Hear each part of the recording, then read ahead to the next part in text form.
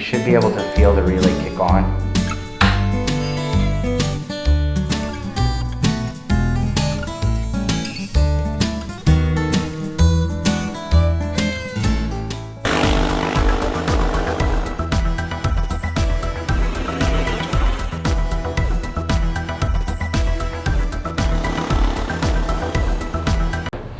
Hey, how's it going? Welcome to my channel. If you're new here, do that thing down below.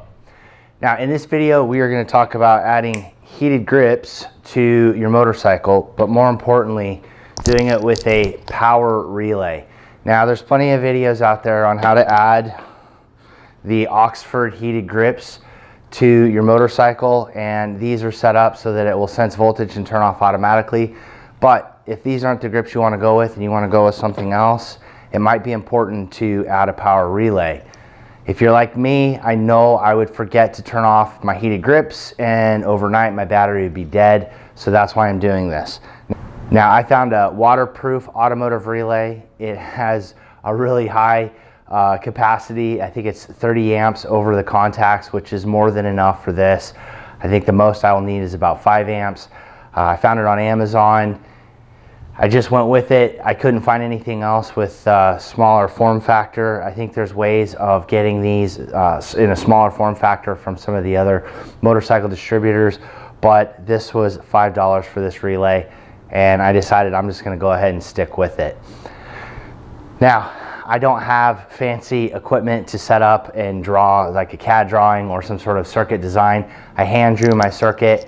I am going to do the best I can to demonstrate to you what that circuit is going to look like for wiring up your power relay.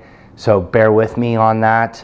I don't have a way of recording stuff on my computer screen or doing anything like that, so I'm going to do the best I can, and hopefully it will turn out okay. But more importantly, I will go through the steps of installing this power relay so that you're switching your heated grips when you turn the bike on or off, so you never have to worry about burning your battery out.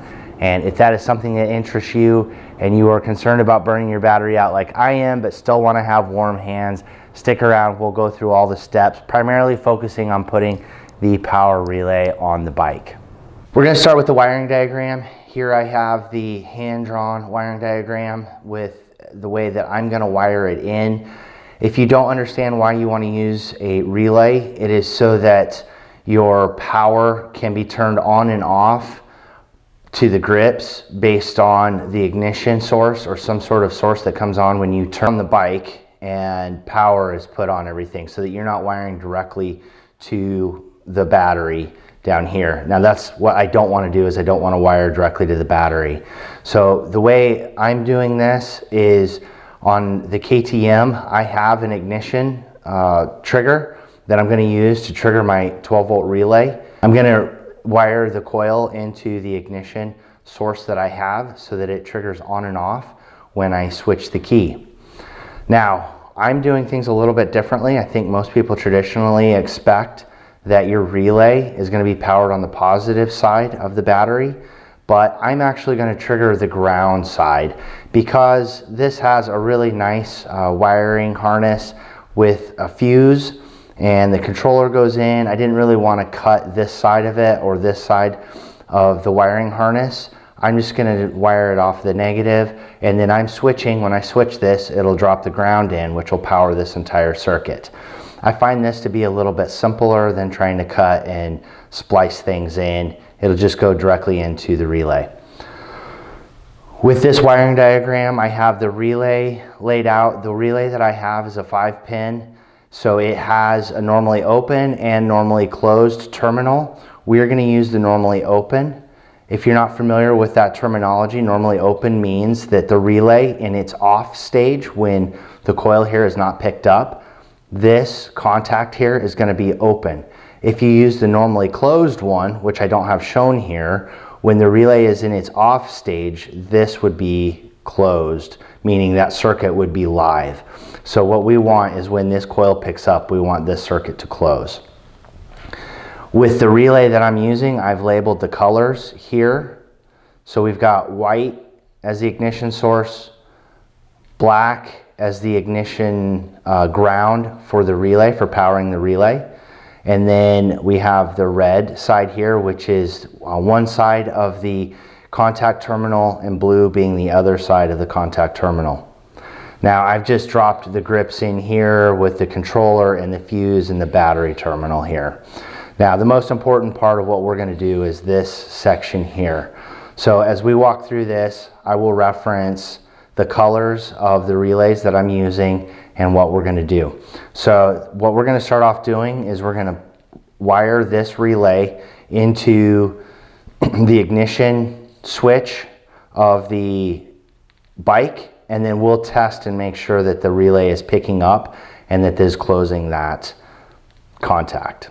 So let's get started on that. We're under the seat of my bike where my battery is. I had previously wired in a USB charging port, two-port charging hub here, and then I had it powered off of the auxiliary switch in the back of the bike. Now KTM's, the 390, I think the 790, 890 as well, there is power switches under the tail, and there's also some under the headlight. I'm going to go under the tail just because it's easier to get to the battery, and then there's a place in here to set my relay, and then I'll run the cables up underneath the tank.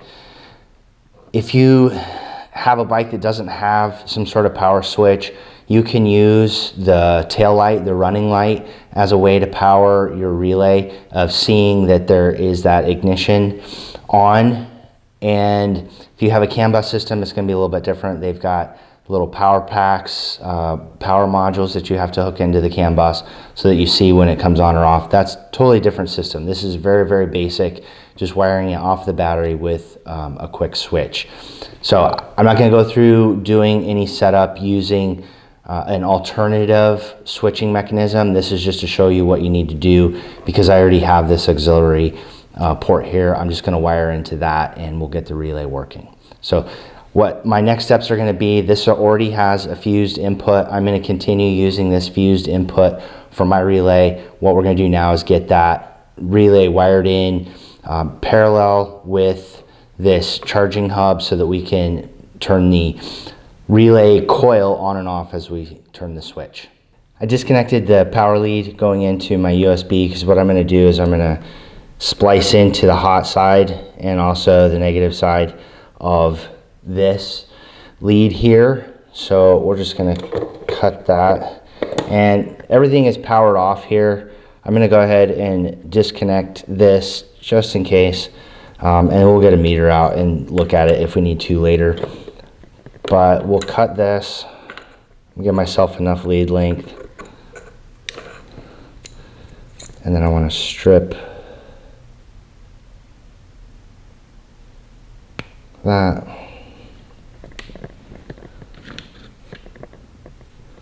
I always give these a twist to the right whenever I strip wires. And then this side, we're going to do the same thing. Give that a twist. Now, from a wiring diagram, we want to connect the white. This is the positive side of the relay. So I'm going to give this a strip. Okay. And I'm going to twist these two together here. Put them together, and then I had purchased some connectors that will shrink. This has heat shrink tubing around it, so it provides electrical connection, and then I can shrink it on. So we're going to put this side on first. Put that in, and then I'm going to go ahead and put this other side in and crimp it all at once.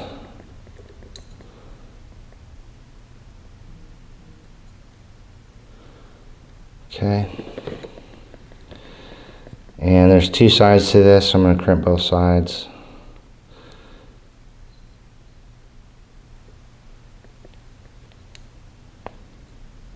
Okay, got one,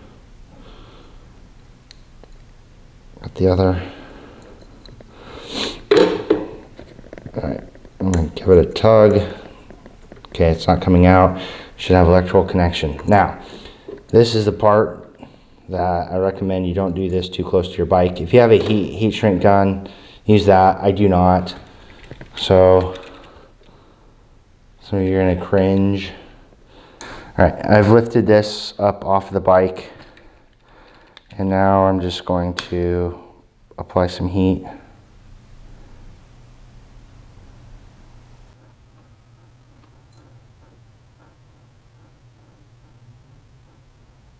All right, that's shrunk on there. It is not as tight as I would have liked. I do recommend maybe getting some over-the-top heat shrink tubing. I thought that these connectors would work, but underneath the seat, unless you're forging deep rivers, I don't get water under here. I'm not concerned about it. If it is a concern of yours, get some over-the-top heat shrink, and then that should help waterproof it. If you're not sure which of your terminals coming out of your bike are the positive, I've just done a quick test. I've got my voltmeter here. I've plugged one of the leads into one side of the lead terminal and one in the other. Now this also will check because one of these leads stays hot all the time, and so you want to make sure that you're on the one that does turn off, that's switched off of the ignition. So right now the ignition is off. This reads 12 volts. So I'm going to turn the key on, and it goes to 12 volts. So I know this one is on the ignition and it's switched. Now if you're not sure about which side is the positive, right now I have this plugged into the positive. If my terminals, if my leads were switched, then I would have a negative 12 volts show up on the meter. So I know that in order to get the positive, I have to put my red lead on this side, so that is the positive side coming off of the battery when it's switched off the ignition. So everything that I need goes into that positive side, which is the way I had it wired, but just to demonstrate how to do that. I'm gonna wire this in so that I can disconnect this from everything and I don't have to keep cutting leads. So I'm not gonna do a butt splice, I'm gonna use spades. Red will go here.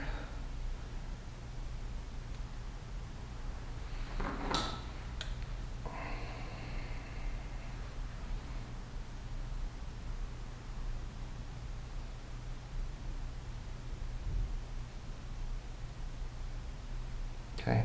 So I've got my meter here and I've set it in the ohms or resistance or just checking a circuit. I've set it also so that it'll beep when it closes. So what I'm going to do now is I'm just going to put one terminal, one lead in one side, and we're going to check the relay to make sure I've got the right side. Okay, so that's open. I'm just going to hold that there, and then we're going to turn on the ignition. Okay. So now you can see that the circuit has been completed with the ignition from the beep, and then I'll turn the circuit off, turn the ignition off, and it opens back up. So our relay is wired in and ready for power to go across it. So the next step that I have to do is get the grips installed, and then we'll run the wiring under the tank, and then I will finish the wiring up here. So what you will see is you will see the final wiring. All right, negative side here. I cut it back a ways. I'm gonna start by wiring the negative lead in, and that terminal is actually loose. That's not good. Let's pull that off.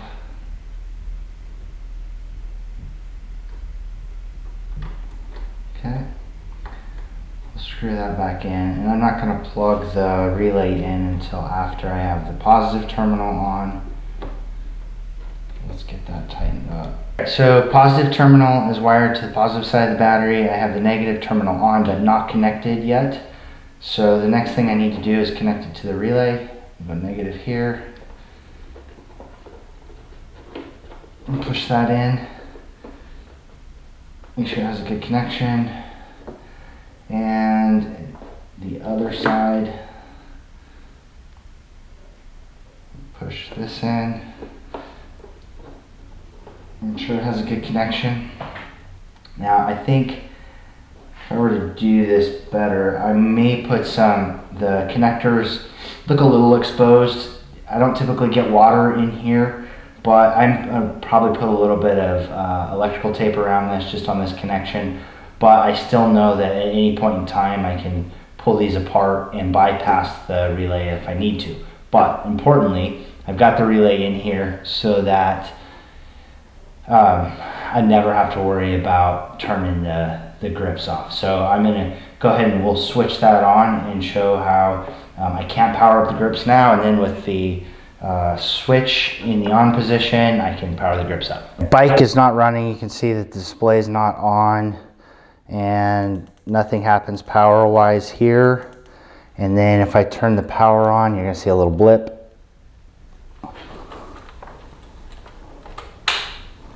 Okay, power is on.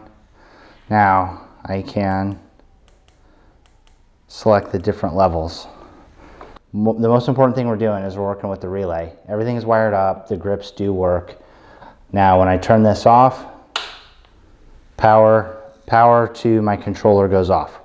That is what I am after. I have some vinyl tape, this super sticky tape that I'm going to use to help waterproof this connection.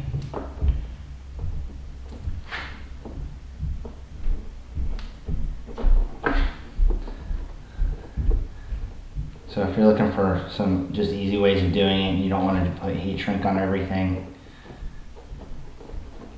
the way that sticks to itself, it'll provide a waterproof connection for that. I'm gonna mount the relay. You're probably not gonna be able to see this right on this little panel here. I really love these little 3M sticky pads that you get for GoPro or action cameras. I use these for everything. So I'm gonna double up the pads. I'm gonna stick it here and it should stay there. Final wiring, it's all buttoned up as far as I'm gonna do it. I need to make sure the seat will go down. I don't really have any concerns that it won't. The relay, if you can see, is mounted right in here. It's below everything. The only thing is I may have to move this fuse block. I carry extra fuses with me. I recommend anyone who has any type of accessories carry extra fuses, and whatever fuse types, 3 amp, 5 amp, maybe even 7.5 or 10 amp. So all this is done. No load, 14.09. Grips at full, 13.95. Heated jacket at full, 13.76, somewhere in that range. We're gonna wrap up the relay part of the heated grip installation. I got that done. The voltage drop was about 0.3 of a volt with the grips on high and my heated jacket on high. That is not a large amount. I'll have to do some calculations. I don't have a DC current meter to know how much current it's drawing. However, I do know that the heated grips have a 5 amp fuse, and my jacket, the connection for my jacket has a 7.5 amp fuse. So total, you're looking at 12.5 amps. So about 145 watts just on heated elements. That's not a huge amount. My guess is the stator is capable of handling around 300, possibly more. So not knowing what the normal load is without anything else, we're just kind of guessing in that aspect of it. I'm not concerned about it draining the battery, because the battery, the stator is keeping the battery above 12 volts. And I think with everything on, it's 13.8. So my opinion, we're good to go. If any of you out there have a better idea, or maybe have some more knowledge of what the stator capability of this particular bike is, let me know. I've looked, I've had other people contact me about it and have looked for it as well, and there just isn't any information on that.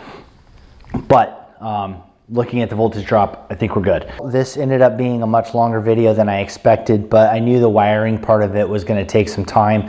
I really wanted to focus on that part. So if you want to put a power relay in and not rely on the under voltage that happens in the Oxford grips that I have, or if you're wanting to use a different brand of grip, there's other brands of heated grips out there. You could still use this relay for doing that and make it a nice, clean, power conservative install where you're not worried about draining your battery overnight or forgetting that you've left it on. I forget stuff all the time, and this just prevents that from happening. So thanks for watching. If you have any questions, leave those in the comments below. If you have any comments on something you saw here, something you think I could do better, just a garage mechanic, and I do have some electrical sense. Maybe things that you think I could have done better with connections, things like that. Please leave those in the comments below. The things that I do at what I consider to be an adequate level for the riding that I am going to do and the conditions that I'm in. It may not suit your needs. You may want something a little bit better, or maybe you don't need it as clean or as tidy. Totally up to you.